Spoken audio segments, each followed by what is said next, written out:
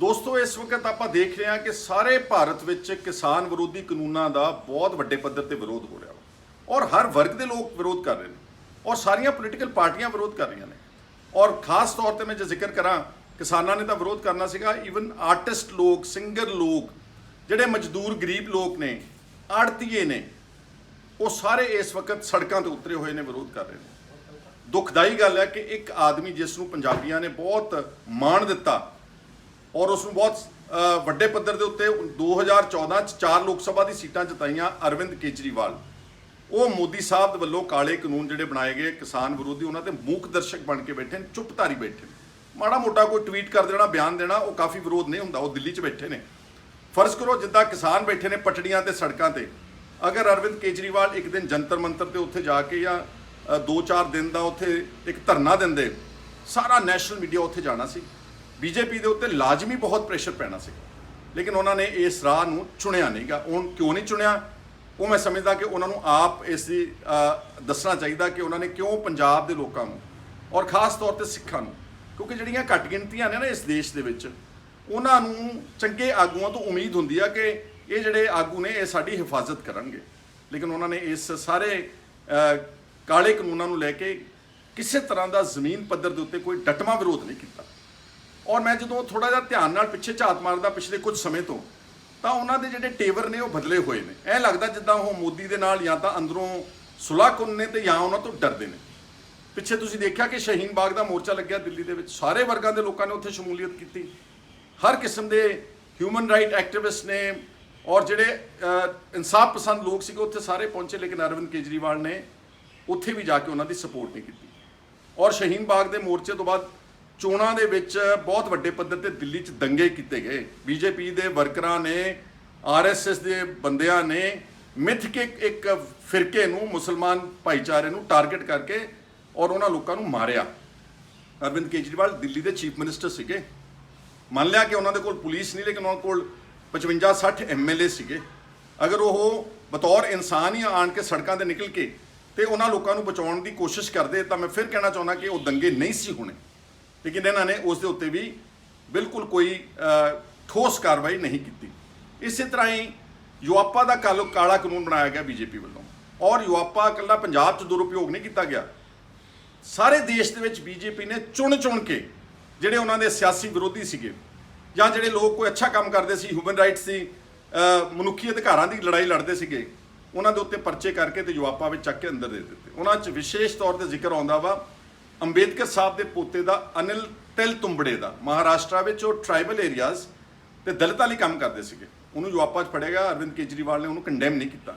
ਵਰਵਰਾ ਰਾਓ, ਦਿੱਲੀ ਦੇ ਵਿੱਚ ਸਫੂਰਾ ਜਰਗਰ, ਜਿਹੜੀ ਕਿ ਇੱਕ ਜਾਮੀਆ ਮਿਲੀਆ ਯੂਨੀਵਰਸਿਟੀ ਆ, ਇੱਦਾਂ ਦੇ ਜਿਹੜੇ ਇੰਟੈਲੈਕਚੁਅਲ ਲੋਕ ਸੀਗੇ, ਜਿਹੜੇ ਸ਼ਾਹੀਨ ਬਾਗ ਦੇ ਵਿੱਚ ਬੀਜੇਪੀ ਦੀ CAA ਜਿਹੜਾ ਇੱਕ ਸਿਟੀਜ਼ਨ ਅਮੈਂਡਮੈਂਟ ਬਿੱਲ ਆਇਆ, ਜਿਹਦੇ ਤੇ ਕੇਜਰੀਵਾਲ ਨੇ ਉਹਦਾ ਵਿਰੋਧ ਨਹੀਂ ਕੀਤਾ, ਉਹਦੇ ਖਿਲਾਫ ਮੋਰਚਾ ਲੱਗਿਆ ਸੀ, ਉਹਨਾਂ ਸਾਰਿਆਂ ਨੂੰ ਚੱਕ ਕੇ ਟਾਰਗੇਟ ਕਰਕੇ ਯੂਆਪਾ ਵਿੱਚ ਤਹਿਤ ਨਜ਼ਰਬੰਦ ਕਰ ਦਿੱਤਾ, ਲੇਕਿਨ ਅਰਵਿੰਦ ਕੇਜਰੀਵਾਲ ਹੋਣਾ ਨੇ ਉਹਦਾ ਵੀ ਕਿਸੇ ਤਰ੍ਹਾਂ ਦਾ ਕੋਈ ਵਿਰੋਧ ਨਹੀਂ ਕੀਤਾ।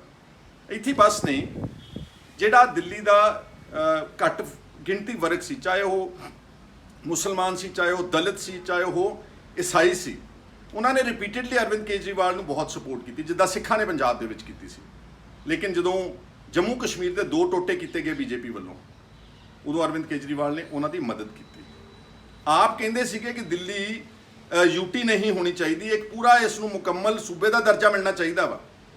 ਤੇ ਜਦੋਂ ਇੱਕ ਚੰਗੇ ਭਲੇ ਸੂਬੇ ਦੇ ਨੂੰ ਤੋੜ ਕੇ 2 ਯੂਨੀਅਨ ਟੈਰੀਟਰੀਜ਼ ਬਣਾ ਦਿੱਤੀਆਂ ਗਈਆਂ, ਉਹਦੇ ਤੇ ਕੋਈ ਸ਼ਬਦ ਇਹਨਾਂ ਦੇ ਮੂੰਹ ਤੋਂ ਨਹੀਂ ਨਿਕਲਿਆ।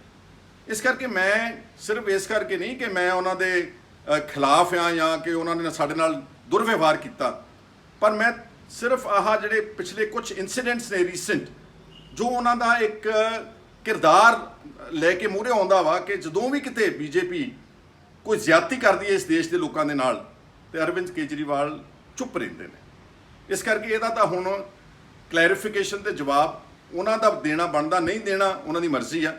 ਪਰ ਆਫਟਰ ਆਲ ਜਦੋਂ ਤੁਸੀਂ ਇੰਪੋਰਟੈਂਟ ਇਸ਼ੂਜ਼ ਦੇ ਉੱਤੇ ਕਿਸੇ ਤਰ੍ਹਾਂ ਦਾ ਕੋਈ ਡਟਵਾਂ ਵਿਰੋਧ ਨਹੀਂ ਕਰਦੇ, ਲੋਕ ਤੁਹਾਡੇ ਸਾਰੀ ਛਵੀ ਨੂੰ ਅੱਛੀ ਤਰ੍ਹਾਂ ਨਾਲ ਦੇਖ ਰਹੇ। ਇਸ ਦੇ ਨਾਲ ਮੈਂ ਇੱਕ ਇੰਪੋਰਟੈਂਟ ਇਸ਼ੂ, ਹਰਦੀਪ ਪੁਰੀ ਜਿਹੜੇ ਮਿਨਿਸਟਰ ਨੇ ਬੀਜੇਪੀ ਦੇ, ਉਹਨਾਂ ਨੇ ਪਿਛਲੇ 2 ਦਿਨ ਪਹਿਲਾਂ ਆਣ ਕੇ ਪੰਜਾਬ 'ਚ ਇਹ ਗੱਲ ਕਹੀ ਜੀ ਕਿ ਜਿਹੜੇ ਪੰਜਾਬ ਦੇ ਕਿਸਾਨ ਨੇ ਉਹ ਹੁੱਲੜਬਾਜ਼ੀ ਕਰ ਰਹੇ ਨੇ, ਮੈਂ ਪੁਰੀ ਸਾਹਿਬ ਨੂੰ ਕਹਿਣਾ ਚਾਹੁੰਦਾ ਕਿ ਜਿੰਨਾ ਸ਼ਾਂਤਮਈ ਪ੍ਰੋਟੈਸਟ ਪਿਛਲੇ 1 ਮਹੀਨੇ ਤੋਂ ਕਿਸਾਨਾਂ ਨੇ ਕੀਤਾ ਵਾ, ਆਪ ਭਾਵੇਂ ਭੁੱਖੇ ਹੋਣਗੇ, ਮਜ਼ਦੂਰਾਂ ਨੇ ਕੀਤਾ ਵਾ, ਉਹਦੇ ਨਾਲ ਦਾ ਸ਼ਾਂਤਮਈ ਪ੍ਰੋਟੈਸਟ ਨਹੀਂ ਹੋ ਸਕਦਾ। ਹੁੱਲੜਬਾਜੀ ਕਿਸ ਨੂੰ ਕਹਿੰਦੇ ਨੇ? ਉਹ ਬੀਜੇਪੀ ਕਰਦੀ ਹੈ। ਗੁਜਰਾਤ ਵਿੱਚ 2002 ਤੋਂ ਬਾਅਦ ਕਿੰਨੀ ਵਾਰ ਦੰਗੇ ਹੋਏ, ਬੈਸਟ ਬੇਕਰੀ ਕਾਂਡ, ਗੋਦਰਾ ਕਾਂਡ, ਸੈਂਕੜੇ ਹਜ਼ਾਰਾਂ ਬੇਗੁਨਾਹ ਲੋਕਾਂ ਨੂੰ ਮਾਰ ਦਿੱਤਾ ਗਿਆ। ਉਹ ਹੁੱਲੜਬਾਜੀ ਪੁਰੀ ਸਾਹਿਬ ਨੂੰ ਨਹੀਂ ਲੱਗਦੀ। ਬਾਬਰੀ ਮਸਜਿਦ ਨੂੰ 1992 ਵਿੱਚ ਫੁੱਲ ਪਬਲਿਕ ਵਿਊ ਵਿੱਚ ਮੀਡੀਆ ਦੀ ਹਾਜ਼ਰੀ ਦੇ ਵਿੱਚ ਬੀਜੇਪੀ ਦੇ ਵੱਡੇ ਵੱਡੇ ਆਗੂਆਂ ਨੇ ਉੱਤੇ ਚੜ੍ਹ ਕੇ ਭੰਨਤੋੜ ਕੀਤੀ। ਉਹ ਇਹਨਾਂ ਨੂੰ ਹੁੱਲੜਬਾਜੀ ਕੋਈ ਨਹੀਂ ਲੱਗੀ। ਜਿਹੜੀਆਂ ਹਿੰਸਕ ਕਾਰਵਾਈਆਂ ਕਰਦੀ ਬੀਜੇਪੀ, ਉਹ ਇਹਨਾਂ ਨੂੰ ਹੁੱਲੜਬਾਜੀ ਨਹੀਂ ਲੱਗਦੀ। ਇਸ ਲਈ ਮੈਂ ਸਮਝਦਾ ਕਿ ਹਰਦੀਪ ਪੁਰੀ ਦੇ ਬਿਆਨ ਨੇ ਪੰਜਾਬੀਆਂ ਦਾ ਤੇ ਸਿੱਖਾਂ ਦਾ ਜਿਹੜਾ ਸਿਰ ਹੈ ਉਹ ਸ਼ਰਮ ਨਾਲ ਨੀਵਾਂ ਕੀਤਾ ਵਾ ਕਿ ਸਿਰਫ ਇੱਕ ਵਜ਼ਾਰਤ ਰੱਖਣ ਵਾਸਤੇ ਤੁਸੀਂ ਆਪਣੇ ਹੀ ਸੂਬੇ ਦੇ ਲੋਕਾਂ ਨੂੰ, ਆਪਣੇ ਹੀ ਲੋਕਾਂ ਨੂੰ ਤੁਸੀਂ ਭੰਡਦੇ ਹੋ। ਇਸ ਲਈ ਮੇਰੇ ਵੀਰੋ, ਇਹ ਜੋ ਕੁਝ ਪਿਛਲੇ ਦਿਨਾਂ 'ਚ ਹੋ ਰਿਹਾ ਨਾ, ਠੀਕ ਹੈ, ਜਿਹੜੀਆਂ ਪੋਲੀਟੀਕਲ ਪਾਰਟੀਆਂ ਆਪਣੇ ਝੰਡੇ ਲਾ ਕੇ ਕਿਸਾਨਾਂ ਦੇ ਉੱਤੇ ਕਰ ਰਹੀਆਂ ਨੇ ਰੋਸ ਮੁਜ਼ਾਹਰੇ, ਮੈਂ ਸਮਝਦਾ ਉਹ ਉਸ ਨੂੰ ਸਿਆਸੀ ਗਤੀਵਿਧੀ ਕਿਹਾ ਜਾ ਸਕਦਾ। ਜਿੱਦਾਂ ਸੁਖਬੀਰ ਬਾਦਲ ਨੇ ਜਲੂਸ ਕੱਢਿਆ, ਪਹਿਲੀ ਗੱਲ ਤਾਂ ਉਹ ਜਲੂਸ ਦਿੱਲੀ ਤੱਕ ਜਾਣਾ ਚਾਹੀਦਾ ਸੀ, ਮੋਦੀ ਸਾਹਿਬ ਦੇ ਨੂੰ ਘੇਰਾ ਪਾਉਣਾ ਚਾਹੀਦਾ ਸੀ। ਗਵਰਨਰ ਦੇ ਪੱਲੇ ਕੀ ਹੈ ਪੰਜਾਬ ਦੇ? ਉਹ ਤਾਂ ਉਹਨਾਂ ਦਾ ਇੱਕ ਬਣਾਇਆ ਹੋਇਆ ਏਜੰਟ ਹੈ। ਦੂਜਾ, ਉਹਨਾਂ ਨੂੰ ਕਾਲੇ ਝੰਡੇ ਰੱਖਣੇ ਚਾਹੀਦੇ ਸੀ। ਰਾਹੁਲ ਗਾਂਧੀ ਪੰਜਾਬ ਦੇ ਵਿੱਚ ਆਏ ਨੇ, ਉਹਨਾਂ ਨੇ ਵੀ ਫਿਰ ਉਹੀ ਗਲਤੀ ਕੀਤੀ, ਕਾਂਗਰਸ ਦੇ ਝੰਡੇ ਲਾ ਕੇ ਟਰੈਕਟਰਾਂ ਦੇ ਤੁਰੇ ਫਿਰਦੇ ਨੇ। ਜੇ ਅੱਜ ਕਿਸਾਨ 1 ਲੱਖ ਕਰੋੜ ਦਾ ਕਰਜ਼ਈ ਆਤਮ ਹੱਤਿਆ ਕਰ ਰਿਹਾ, ਉਹ ਕੋਈ ਪਰਸੋਂ ਚੌਥ ਜਾਂ 10-20-50 ਹਫ਼ਤਿਆਂ ਦੀ ਖੇਡ ਨਹੀਂ ਗੀ। ਪਿਛਲੇ 70-72 ਸਾਲ ਦੀ ਜਿਹੜੀ ਐਂਟੀ ਫਾਰਮਰ ਪਾਲਿਸੀਜ਼ ਦਿੱਲੀੋਂ ਬਣਦੀਆਂ ਰਹੀਆਂ, ਉਹਦੇ ਕਰਕੇ ਹੈ। ਉਹ ਵੀ ਝੰਡੇ ਲਾ ਕੇ ਪੰਜਾਬ ਦੇ ਵਿੱਚ ਘੁੰਮਦੇ ਨੇ। ਔਰ ਜਦੋਂ ਵੀ ਕੋਈ ਪੰਜਾਬ ਦੇ ਵਿੱਚ ਆਉਂਦਾ ਬਾਹਰਲਾ ਲੀਡਰ, ਭਗਵੰਤ ਮਾਨ ਖਾਸ ਤੌਰ ਤੇ ਕਹਿੰਦਾ ਕਿ ਇਹ ਰਾਹੁਲ ਗਾਂਧੀ ਨੂੰ ਦਿੱਲੀ ਜਾਣਾ ਚਾਹੀਦਾ ਟਰੈਕਟਰ ਲੈ ਕੇ। ਜੇ ਸੁਖਬੀਰ ਬਾਦਲ ਰੋਸ ਮਾਰਚ ਕਰਦਾ ਤਾਂ ਭਗਵੰਤ ਮਾਨ ਕਹਿੰਦਾ ਇਹਨੂੰ ਜਾ ਕੇ ਸੰਸਦ ਦਾ ਦਿੱਲੀ ਘਿਰਾਓ ਕਰਨਾ ਚਾਹੀਦਾ। ਤੇ ਮੈਂ ਭਗਵੰਤ ਮਾਨ ਨੂੰ ਪੁੱਛਣਾ ਚਾਹੁੰਦਾ ਕਿ ਅਰਵਿੰਦ ਕੇਜਰੀਵਾਲ ਦਾ ਕੋਈ ਫਰਜ਼ ਨਹੀਂਗਾ ਸਿੱਖਾਂ ਤੇ ਪੰਜਾਬੀਆਂ ਤੇ ਘੱਟ ਗਿਣਤੀਆਂ ਤੇ ਕਿਸਾਨਾਂ ਦੇ ਪ੍ਰਤੀ ਕੋਈ ਫਰਜ਼ ਨਹੀਂਗਾ? ਕੀ ਉਹਨਾਂ ਦਾ ਫਰਜ਼ ਨਹੀਂ ਸੀ ਬਣਦਾ ਕਿ ਦਿੱਲੀ ਵਿੱਚ ਬੈਠ ਕੇ ਸੰਸਦ ਦਾ ਘਿਰਾਓ ਕਰਦੇ, ਮੋਦੀ ਦੇ ਘਰ ਦਾ ਘਿਰਾਓ ਕਰਦੇ? ਚਲੋ ਹੋਰ ਕੁਛ ਨਹੀਂ ਤਾਂ ਜੰਤਰ ਮੰਤਰ ਮੋਰਚੇ ਤੇ ਬਹਿ ਜਾਂਦੇ।